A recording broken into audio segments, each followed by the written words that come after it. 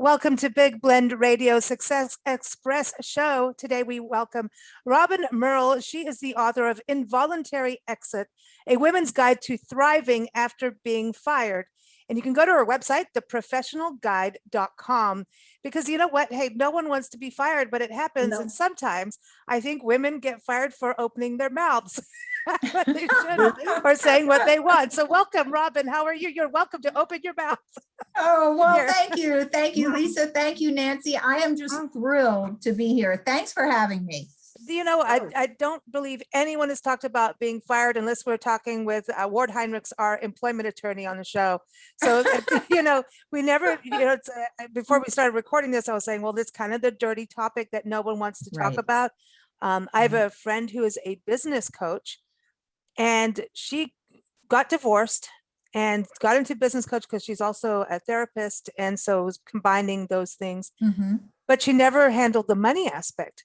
And she ended up going bankrupt, and she thought her world was over. No one's going to ever want to hire her again because of the bankruptcy. But she got back on her feet, learned a whole bunch, and found that if she was just honest and open with other women, that they're like, we need to know about this because we are in the same position.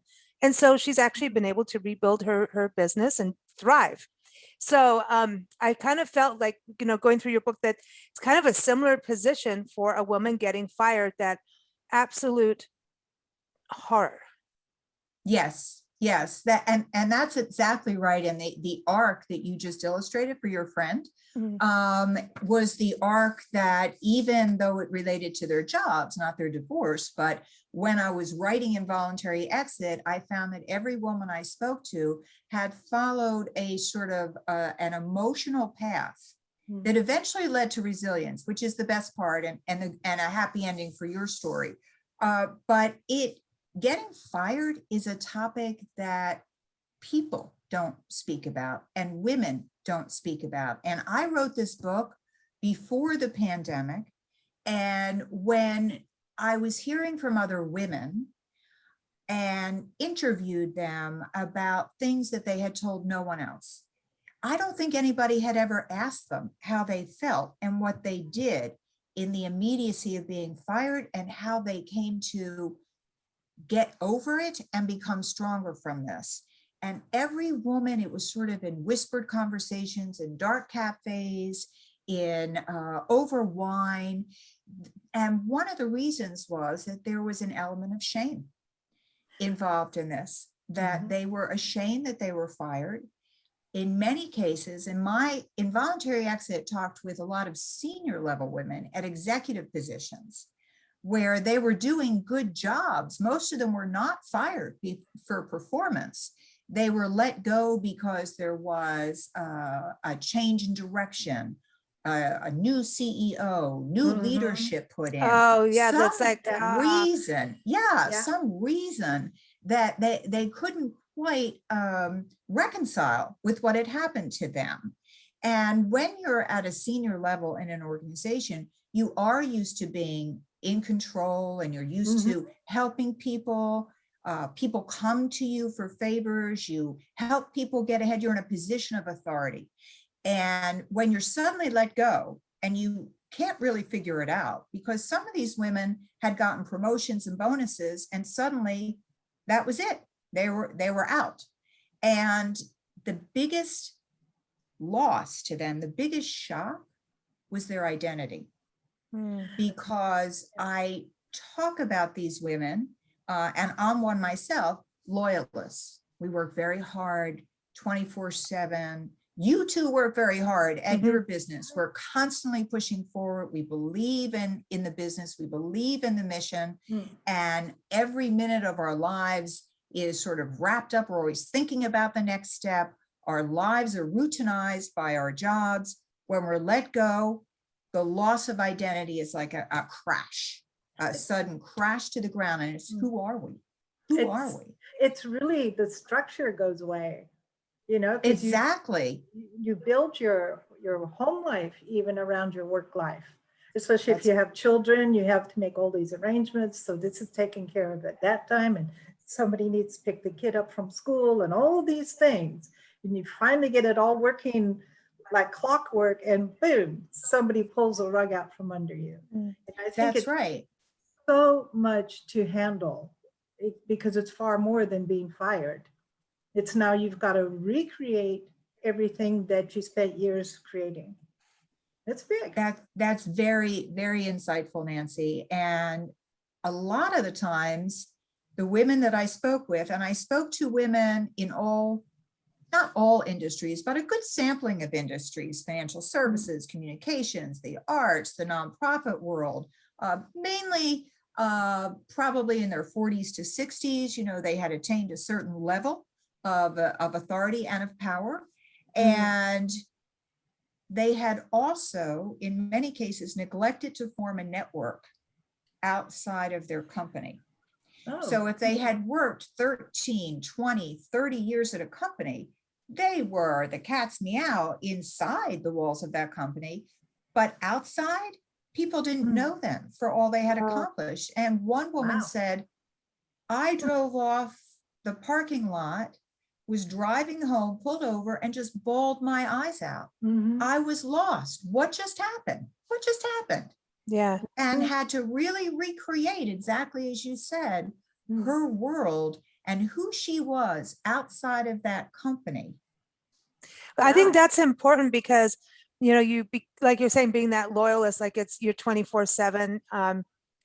We forget who we are as an identity. We were actually talking about this on the show the other day, that we need to know who we are as as a being, you know, not just, you know, of course, our careers define us as well and what we do. But when you're in that level of leadership, you're a Mhm. leader. And I think that's one of the hardest parts is you're no longer a leader. And so that's like that empty feeling of now, how do I become a leader again? Do I want to be, you know, all of that. And what you're saying about not building that network on the outside is that you've got into a comfort zone. And also, Right. and if you get into a comfort zone, then you start to have that lack of willingness to change. So if the company is changing, the chances of you changing with the company could be, you know, a situation. It could be maybe you're like, no, I'm anti this change, but whether you like it or not, the company's going to change. And then there are, like you said, those, you know, new CEOs come in and just wipe the slate clean. That's an Oh, I old know. school, That happens a horrible lot. way of walking into a company. It's very old school, just fire everybody and start clean, when I think you lose a lot of time and That's- resources when you do that. That's a control freak thing. Yeah. It's wanting to make sure every single person has got my stamp of approval on it. That's really old. I don't know Yeah. if companies get away with that any longer. Not sure. Well, I do write a lot about corporate culture, not as much as the experts on corporate culture, but I write about it from the point of view of how it affects leaders and what it means to get promoted and what corporate culture really is. And there's a great article in the Times. They have the corner space where they've interviewed CEOs for many, many years. And one of the bottom line comments was corporate culture, you can figure out what it is, not so much by their value statement and what they stand for and all the pretty stuff, you know, that they put out to promote their corporation, but by who gets promoted, who gets reorganized, and who gets left out. And people are, you know, they're very good at taking note and following what needs to be done. And to your point, Lisa, if you're reacting against the culture coming in, you may not realize while you're doing it what the ramifications will be for you. So I talk about, in one section of Involuntary Exit, I talk about women being faux fired when they fire themselves because they stay in a situation where they're constantly, either their achievements are usurped by somebody else, their mistakes are amplified, they're constantly fighting for what they believe is right. And one of the things, not to make too many stereotypical comments, but one of the things that I have found that we like to do is to fix things. Right. We can fix that. I have a plan for that. We can Yeah. fix that. Yeah. Some things you Mhm. just can't fix. Some things you should just decide, okay, I am going to exit, make it a voluntary exit, and do it with dignity and do it with your identity intact. And there Right. were many women that needed to move on Mm. from where they were, whether they were in their comfort zone because they had been there a long time and were just, not ready to face the fear. Fear is a big factor when you go out of your Mhm. comfort zone. There's no question. But there were many of them that had suffered the consequences of being faux fired. And they were still emotionally as devastated as some of the women who had been fired. Because Yeah. again, it went back to why me? Yeah. And Mhm. that's a slippery slope because you really have to look at the environment and the company and the situation, as you said, Lisa. And we're still dealing with people. No matter what, it's Yes. people. Yes, I mean, it is. Yeah. It is. And when you go to interview, having either quit your job or got fired or caused yourself to be fired, when that question comes up in the next interview for your next position, it's not the easiest thing to talk about. I'm glad you brought that up because I have a lot of practical advice in this book Mhm. about exactly those kinds of things that people don't know what to do. Mhm. Their triggers, the interview, the application, the reference check, the calls from the people still at the company. These are emotional triggers. Yes. And I talk about a woman who finds herself spending a week trying to answer the question, why did you leave your previous job? Mhm. And until her friend says, what is wrong with you? Just say, reorganization or new opportunities. And she said, but that's what everybody says who's been let go. And the fact is, it doesn't really matter. They're not going to read it. Just move on. And you have to recognize that when you're going through those kinds of triggers, it's an emotional state that you're in. And it's something that you sort of, I call it developing emotional antigens, it's like an allergy. You have to just keep pushing yourself, maybe experiencing that, maybe writing a lot of different applications, going on a lot of different interviews, depending how you build up your strength and your immunity to get to the point where you say, I'm okay. I have a script in my mind that I can believe in, that's authentic to me. Yeah. Because what you tell yourself in your mind is what you communicate to others. And people, you need to go prepared with that script, even if it's practicing in front of a mirror. But you need to believe it. There will be many, many people who will give you advice about how to handle that question. But if it's not your words, if it's not who you are, you'll be bumbling and fumbling along, and they'll say, there must be something behind this. Yes. I think it's important too to know, where you're going where you're applying, to find a new position, is to look at that company as much as you can. A friend of ours, Lee Brovadani, she teaches trust. She's a trust architect, and she talks about this. She goes, you got to check them out and see if you can talk to any of the employees. See if you find them on LinkedIn. Ask them what's the culture like. And one thing we're seeing is right now from the outside, because we're not in the corporate culture, we're in the entrepreneur culture. And what we're seeing a lot of is a gazillion startups, especially in the tech world, right? Also in the environmental world, there's a huge, solar and all of these new things. So what happens, you get the startup, here's the entrepreneur, let's do this. Oh, it's all exciting. Everybody's, especially fixing and starting something new, kind of go hand in hand. Let's all get in there. And, it's like dating potential does not work. No, do not try to fix it. But it's just not going to happen.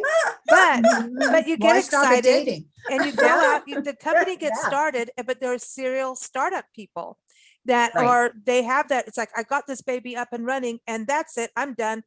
I'm selling it. And then they go into the next thing. And so here's everybody who helped birth this new baby. then somebody else takes it over, or like we've got what's going on now where it's like 5 companies own everything, if you're lucky, right? So there's all these mergers and all of this going on. And so that shuffle means whenever someone sells, it's like, uh-oh, who's staying, who's going. And I almost Right, feel like as right. an someone, being hired through a company, that you've got to almost have that thick skin and know that's the way the world is working right now. And so it also could open up to other opportunities. Maybe look at being like the startup guy or gal and understand that this can always change, and that there's numerous opportunities, and not be someone where it's really a difficult balance of, oh, I'm going to be here for 2 years and bail on your company. It's not that. It's kind of like, okay, Mhm. I'm always open to new things and experiencing new things so that I am even more important in my role in a company. The more experiences you have in different aspects and different Yes, fields, the more you can bring to the table. So I kind of feel like women, we should kind of adopt more of that startup and expect the change to happen with the sale and the merger. I absolutely agree. And what's happening now with the pandemic, and they call the first months of it the she session, because there were so many women that were leaving their jobs, or that were being fired or let go. And a lot of those women went into the entrepreneur mode. Now, Mhm. in the days of yore, entrepreneurs were known as it was innovation-based entrepreneurship. Unfortunately, now there's more necessity-based entrepreneurship. They're out of the company. They have to do something. They want to make money. They do their startups. And if I agree, if they continue to prosper and get used to change, it's really is the best antidote. And the women that I talk to, and there is still a huge group of these women, I call them the loyalists. And chapter 1 is the Loyalist Guide to Betrayal. These are women that have been with a company, with a mission for many years, and don't have the experience that you're talking about, where they're used to change. They're used to this idea that nothing is permanent. And as illusory as that may be while they're inside the company, that is the feeling. That's why they give their all, 30 years, 20 years at this company. And it really does feel like a betrayal of trust. Trust is a major aspect in all of these stories. And even in the past, I will tell you, the past 2 weeks, I have had calls from 3 women, one ironically, who was going to have me be part of her programming for women's leadership, who was told the day before that she was being let go. Wow. And yeah, so the trust there, once it's broken, and we know this from our relationships with people, once trust is broken, that's it. At least that's how I feel. You need to move on, and you start thinking of yourself and where you want to be. And one of the other triggers of somebody who's inside an organization, who's been a loyalist, who's been a leader, is the communication with their team members. I've been a builder of staffs. I've sponsored women. I've mentored women. I've gotten very close to and supportive of women, helping them rise as I rise. And when you're suddenly severed from your organization, it totally affects your team. You don't know how to talk to your team. Yeah. You don't know what they're feeling. They're mainly they're feeling, if it happened to her, it could happen to me. Right. They're scared. They're Absolutely. scared. And they go into survival mode. And when you try to reach out to them, they may not answer your call. They're so scared. And you have to realize that it's not personal, it's professional, it's their business, it's their livelihood. Those who come around will come around eventually. And some people you never hear from again at all. So there's a whole chapter in Involuntary Exit where I talk about the concept of work friends. And we all to, oh, my best work friend and my work family. And then the women were shattered when they never heard from their best work friends the minute that they were let go from the company. Oh, It happens yeah. all the time. Well, it's just And- like your best friend gets married and has a baby, and that's it. You never see them again It's like, oh, well, until they get divorced and they're crushed, And and then then you they're hear like, "I from need them my again. friend again." but Yes. I think if you get fired and you have good friends at work, those friends are really scared to talk to you. Yes. I could see where yes. they would think, oh, I might be next. If anybody finds out I'm talking to the person fired, then it's like, oh, the women are gossiping and she's going to be next kind of thing. So I think that's part of the, oh, I better just play it cool and I don't want to get fired, so I'm not talking to my best friend who just got fired. There is part of that, and some empathy does squeak through on a Sunday Mhm. night in a text, and then you don't hear from them again. The reverse Yeah. side of that is that women leaders that have been let go have to be very careful about taking calls from people at the firm, and they have to step back and think, why are they calling me? Yeah. Do they want gossip, which is, we know, is the great currency of office talk and makes people Yes. feel like they're in the know?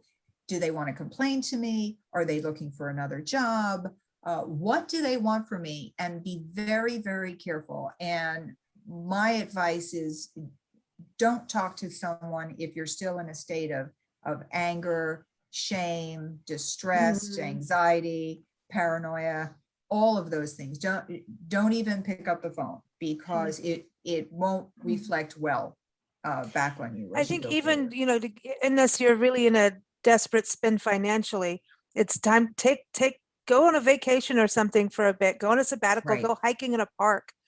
Do that, kind of Right. get back to your soul of who you are and rebuild. And that whole thing about the gossip, it's bad. That is not good, because you never know who knows who, Right. which Mhm. could lead to your next career. So That's to me, true. when you're talking about not having that network outside the company, it's very dangerous. I think that's why it's important, obviously, to work with nonprofits, and Mhm. I think it's important to help those that you want to help, but Mhm. having those extra networking opportunities are Mhm. crucial, and going to different events and things like that, so that you do build that and keep your resume up to date, there. and Mhm. use LinkedIn as LinkedIn, because it's Mhm. changing. I see it in different fields that we deal with all the time. Oh, I've moved here, it's been great here, but I'm here now. And so you just go, well, congratulations on your next thing. There's a lot of shuffling going Yeah, around in certain there industries. is. I mean, right There now we're is. looking, the food in the hospitality industries in a flat Huge. spin, really a big deal. And when you start to lose really good management in those fields, that's not good. And and Mhm. people are like, okay, I could do this, I could do that. But if you're not networking, and you don't feel like I don't feel like I have to have a resume, this is what I do, but you never know. You never You know. never You're know. making me It can think. happen. I'm like, Nancy could kick me out of Yeah. the company. Yeah, I mean, she could. Yeah, you just behave yourself over there. She could. And then I'm sitting there going, okay, I know all these Yeah. people, but it's all connected with that. So yeah, I kind of feel like when you said about the one girl that it's her business, Yes. we should look at our our working life as a business, instead of Yes. maybe too emotional. But emotion gives you But fire to go, I think, though. I know, I remember Positive emotion. Yeah. one office manager at the same company I'm talking about, he got fired, and not only did he go into shock, so did Mm. the entire chapter of this office of this corporation. Mhm. Because talk about if it could happen to him, it could happen to Can him. happen to anybody. It took him a year to get himself where he could go interview and look for something else.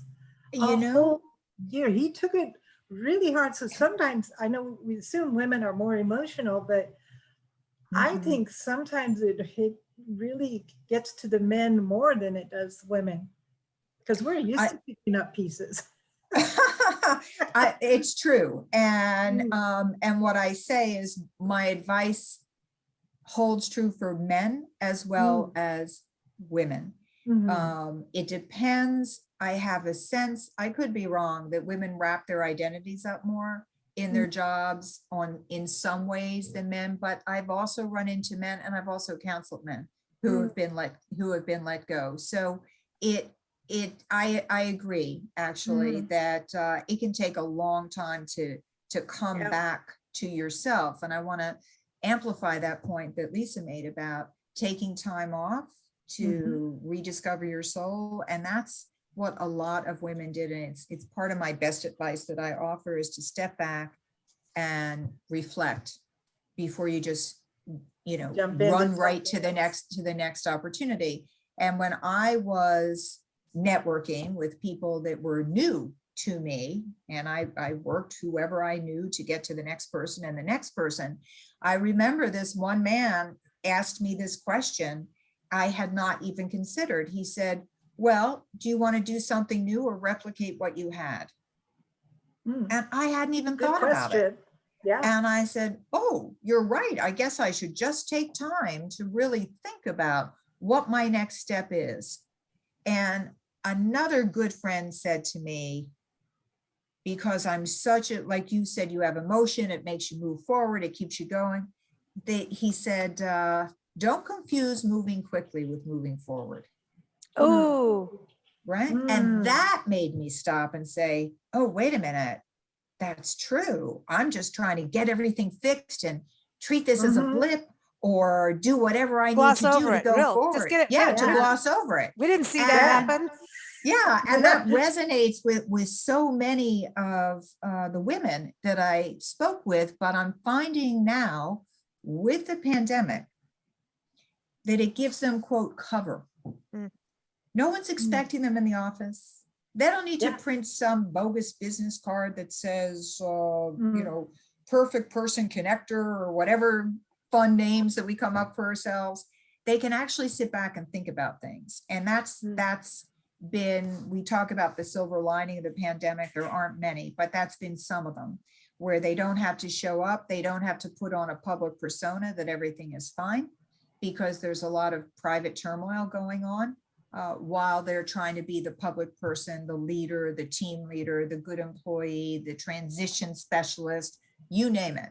They can sit back and say, well, wait a minute, who am I? What do I want? And what do I want to do next? Yeah. And how cool is it to get new things? I mean, new things it's exciting, and maybe just even changing, if you want to replicate, like he was saying, or something new, you're replicating in a new venue, which is interesting. It's like taking a different, road to work. Come on, it's good. You got to do detours are good. Lost? Yeah, get lost. Yeah, if you get fired, get lost. Yeah. I love that. Lost is fun. No, but it is a good time to re-educate or further educate yourself. Maybe, and sometimes you think, okay, everything's working, you've got your job, everything's going smoothly, then the rug's pulled out from under and you forget. Maybe you got so comfortable in your job and it wasn't really anything you wanted to really do with your life. So it could be a huge benefit to be let free. And maybe definitely, think, let's go do what I really want to do. Definitely. What you need to do and what you want to do could be two way different things. Very different. And I'm glad you mentioned that, because the book does end on a high, where it talks about the freedom and the blessings of being fired, and that maybe the company did for you sooner than you would have done for yourself what you needed to do to move forward.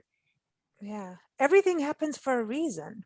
Exactly. I think, we were talking before we recorded, during the pandemic, we travel full time, and how we traveled didn't work. I mean, even towns were like, sorry, we're closed. We're in an emergency with COVID, all these things changed. But just as the doors closed, new things opened of how we traveled. Right. It changed our business. It changed our way of life in a huge positive. And now can everybody stop the traffic? I know. I have the same feeling. It It was really great when there wasn't any traffic. I on the know. road. know. Get off my But- trails. And it's like, oh, I people know. must be better. Look at all the cars. But First, it was kind of cool. You know, there was nobody I on the know. We're like, hey, look at this. We have our own freeway. I know it was Okay. yeah, it was great. But I do believe, and I hear it in your voices too, that the right people come into your life when they need to come into your life. It is so, I know it sounds kind of out there, but it has happened true. again and again for people. The right people show up when you need Well- them to show up, or maybe it's just that you're more open to hearing what they have to say. That's, I was just gonna say, maybe it's because you ran, when somebody pulls the carpet out, you blink, you all the, whoa. Yes. Now that's a wake up call. So you have the wake up call, and maybe the people that have always been around you, you suddenly see in a different That's so light. true.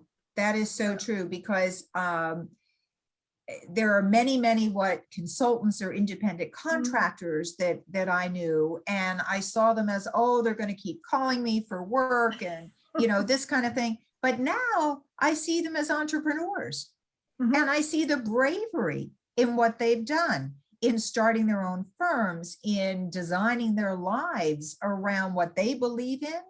And it's not just work, it's their personal lives, their families, whatever they want to do. And the glaze has come off. And I think so often when we're in corporate roles or company positions, we see people just according to how they're going to help us help the company. And as you said, we're human beings.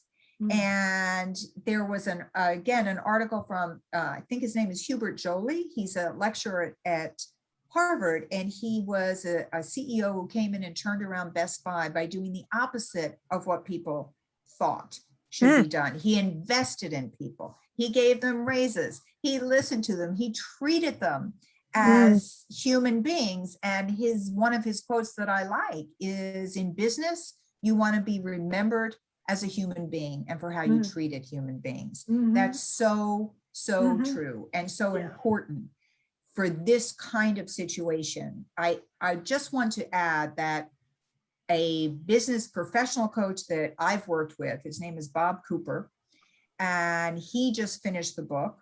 He said this should be mandatory reading for all outplacement agencies, Yeah. HR people, Oh, yeah. and leaders of companies, so they realize the impact on people's lives from this kind of, from firing. Yeah. And I mean, even it's got to be hard to be in HR, be the manager of that, and then be fired. It's like, what? That's my job. No, Yeah. But one thing too, I love your title, Involuntary Exit. I love that. And Thank when you. that happens, I think one of the first things you can do to refocus and recenter is to actually volunteer and do something. Giving back kind of gets you feeling good about yourself. Right. Better, because I think what that whole blow we were talking about, it's like crippling. It's like your knees buckling because of the trust and the caring. It is like a divorce, it is like a death. It is a death of something. Death isn't just it's a loss. It's grief. It's a grieving process. And your self-confidence level, that I think is what's really hard for women, is to be able to stand up. And then, like you're saying, not having your immediate network of women friends in the workplace, like all of that's kind of crumbled. And it's like, oh no, so don't, you don't need to feel like you need to take a shower after it happens.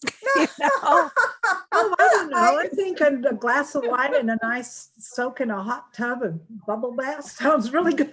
Yeah, sure. At least once a week. I agree with you. But to go back to, my career has been in the nonprofit world. So I have such respect and admiration for volunteers, whether they are volunteers at the board level or they're volunteers in general for the organization. And the organization will pay back those volunteers all the time in terms of recognition and the impact it's able to make because of them. I believe I heard you volunteer for for the national parks or for the outdoors. When you're part of an organization like that, you definitely get a feeling of meaning and purpose, which is really important. And one of the women that I interviewed in Involuntary Exit had started volunteering for an organization. It was a healthcare organization. And she opened up a whole new side of herself and was so welcomed that when she told them that she had to leave to go to another job, they were so upset.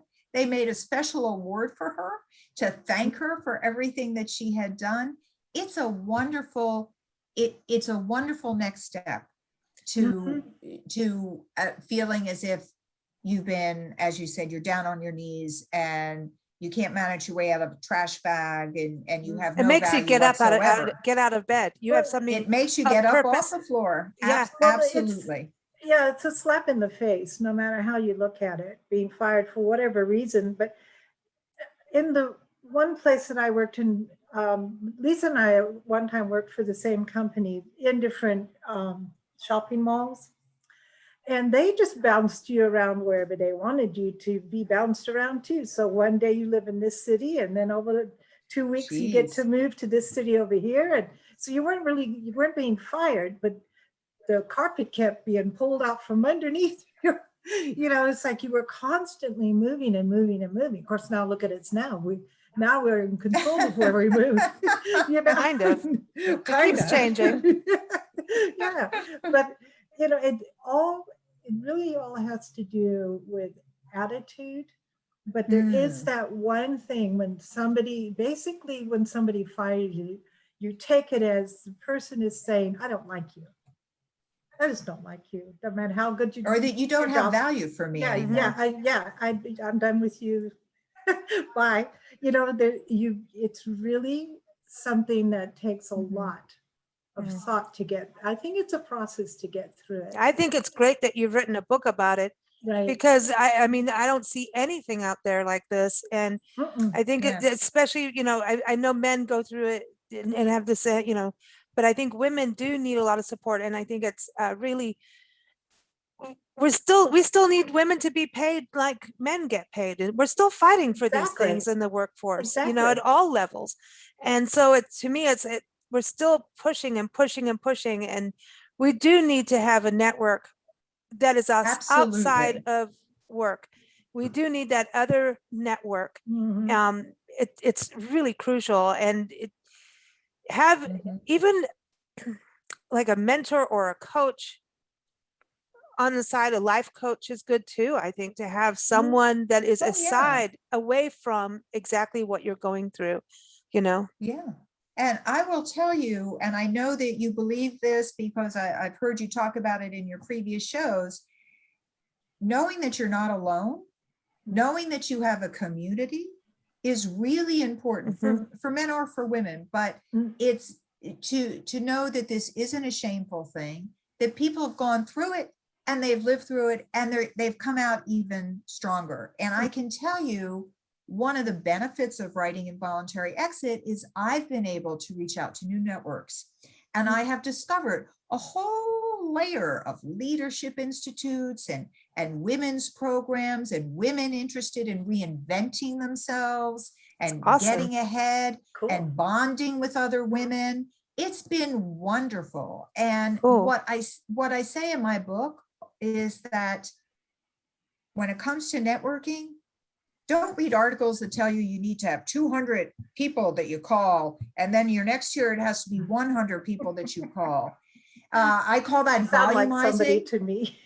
Right? You really need one person. It really starts with one person. And today it's so easy to say, oh, Lisa, let me connect you via email to Nancy. I'll just write an email. And Lisa to Nancy, to Ellen, to Barbara, to whoever comes next. It just starts cascading, and you end up in a whole new world. And I really think that, again, what you talked about, attitude and triggers and scripting, before you go out there though, make sure you know what you're going to say, how you're going to present yourself. Don't volumize and go into a reception and someone says, so what happened? And you're suddenly like a deer in the headlights. Exactly. Really know how you're going to present yourself when you reach out to your new network and how you want to do it. And you won't get it right immediately. There may be a lot of different trial and errors that you go through. But eventually you'll feel relaxed and comfortable enough, and those right people that come into your life when you need them to come into your life suddenly start appearing. And it's wonderful. And having that, knowing who you are, should come first before the company that you represent. So if you're Oh, so representing true. you, then once you've got it, you've got it. And the layers of things that you're doing in your life are just added on. You know what I mean? It's like, here's our fresh glass of wine. Now let's age it, and let's age it. It gets better and better. Add a little of this, add a little of that. You've got a beautiful blend. But, you know, so to me, that's how it should be. It's like, this is who I am. And, oh, I happen to do this, you know? So Yeah. if we do that, then it's becomes a normal comfort thing. People ask what I do. I'm like, I'm a luggage carrier. I'm a driver. You know, I have Luggage many carrier. talents. yeah, you know, so but yeah, I'm a woman of many talents. So, you know, but Yes. you know, it's just that kind of know who you are, and then from there it just becomes easier and easier and easier. But thank you again. This is such an Thank awesome book, you. and I hope you have a book club or start a group or something Yeah, for that, women. yes, that's my plan. I Oh, really good. want to help women and to have them tune in and be a community, share their stories, share their successes, and open up and make this a wide open topic rather than a quiet, as you said, Yeah. secretive Yeah, topic. it's like the Put under secret the society. carpet. Yeah, Yeah. Right. under the carpet. Everyone, again, the book is by Robin Merle, and you can get it. It's called Involuntary Exit, A Woman's Guide to Thriving After Being Fired. And of course, keep up with Robin on her website, theprofessionalguide.com. And thanks for joining us, everyone. thank Keep up you. with us at bigblendradio.com. We air Monday through Friday. Thanks so much, Robin. It's been a real pleasure. Thank you. It really has. I've really enjoyed this. Thank you.